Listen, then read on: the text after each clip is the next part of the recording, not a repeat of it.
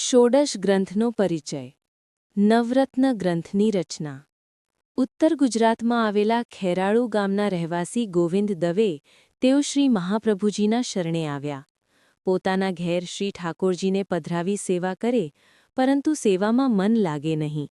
મનમાં ખૂબ વ્યગ્રતા રહે. તેથી એક દિવસ તેમણે શ્રી મહાપ્રભુજીને આ બાબતનો પત્ર લખ્યો.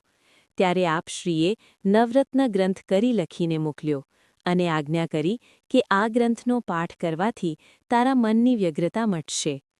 તે પત્ર મળતા ગોવિંદ દવે પ્રસન્ન થઈ નવરત્નનો પાઠ કરવા લાગ્યા.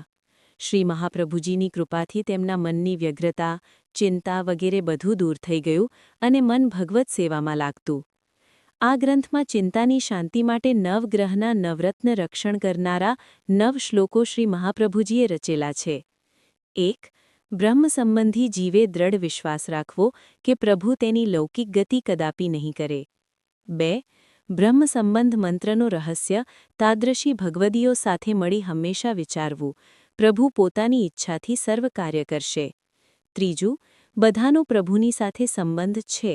જડ ચેતનનો અન્ય વિનિયોગ થાય તો પણ ચિંતા કરવી નહીં. 4. નિવેદન પછી પ્રભુ પ્રેમલક્ષણા ભક્તિ આપી પોતાના સ્વરૂપ દર્શનનું દાન કરશે. 5. આત્મનિવેદનનો પ્રભુ અંગીકાર કરે છે, માટે તેની ચિંતા ન કરવી. પ્રભુ સર્વસમર્થ છે, બધાના સર્વ દુઃખ અને પાપ નિવૃત્ત કરે છે. 6.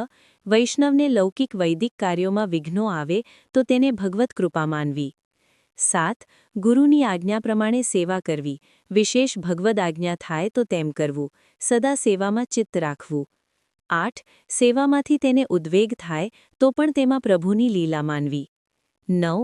ચિંતા દૂર કરવાનો સૌથી સરળ ઉપાય અષ્ટાક્ષર મંત્ર શ્રી કૃષ્ણ શરણમ મમનું સતત રટણ છે. સર્વ વૈષ્ણવ જય શ્રી કૃષ્ણ.